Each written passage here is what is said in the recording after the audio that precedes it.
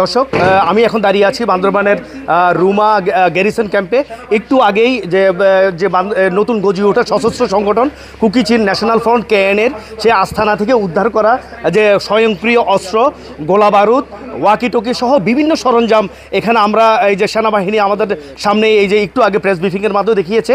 একটি বিষয় আমি জানিয়ে রাখি, আজ যে ভোরে বান্দরবানের একটি দুর্গম এলাকা পাইন্দু ইউনিয়নের সেই নাইতং এলাকায় সেনাবাহিনী সেখানে একটা সাঁড়াশি অভিযান চালায় এবং কেএনএফের আস্থানা থেকে 3টি SMG রাইফেল, একটি চাইনিজ রাইফেল, প্রায় 450 অ্যামুনেশন এবং বিভিন্ন সরঞ্জাম, ইউনিফর্ম সেখানে উদ্ধার করা হয়েছে।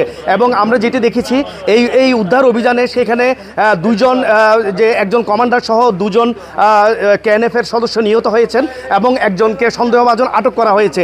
এবং একটু আগেই সেনাবাহিনীর রোমা জোনের অধিনায়ক আমাদেরকে প্রেস ব্রিফিং করেছেন এবং সেখানে জানানো হয়েছে যে এই ধরনের যে কোনো সন্ত্রাসী গ্রুপ যারাই থাকুক না কেন তাদের বিরুদ্ধে নিরাপত্তা বাহিনী অভিযান অব্যাহত রাখবে।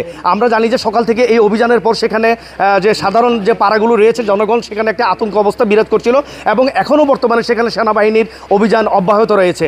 একটি বিষয় আমি জানিয়ে রাখি যে নতুন গজিয়ে ওঠা সশস্ত্র সংগঠন কেএনএফ তারা গত বছর যে 2022 সালে তারা তৎপরতা শুরু করার পরেই মূলত গত বছর তারা বান্দরবানের রুমা থানসি দুইটি ব্যাংকের 3টি শাখায় যে লুটপাট করেছিল এবং এই লুটপাটের পরে তারা আলোচনায় চলে আসে এবং এর মধ্যে কিছুটা স্বাভাবিক অবস্থা ফিরে আসলেও কিন্তু এখন দেখা যাচ্ছে আজ যে সেনাবাহিনীর সাথে যে এই সন্ত্রাসী গোষ্ঠীর যে সংঘর্ষ হয়েছে সেখানে 2 জন সন্ত্রাসী মারা গিয়েছে এবং একজনকে আটক করা হয়েছে এবং সেই সাথে সেখান থেকে বিপুল অস্ত্র উদ্ধার করা হয়েছে। আমরা যে বিষয়টি এখন দেখছি, আগে আমরা দেখেছিলাম যে ধরনের অস্ত্র উদ্ধার করা হয়েছে, এবার অস্ত্র অনেক অত্যাধুনিক 3টি SMG সহ চাইনিজ রাইফেল এবং যে পরিমাণ গুলি এবং সরঞ্জাম উদ্ধার করা হয়েছে এটি অনেকেই মনে করছেন যে আগের তুলনায় অনেক বেশি একটি বড় সফল অভিযান। এটি ছিল আমার কাছে বান্দরবানের সর্বশেষ তথ্য। মিনারুল হক, ATN বাংলা, বান্দরবান।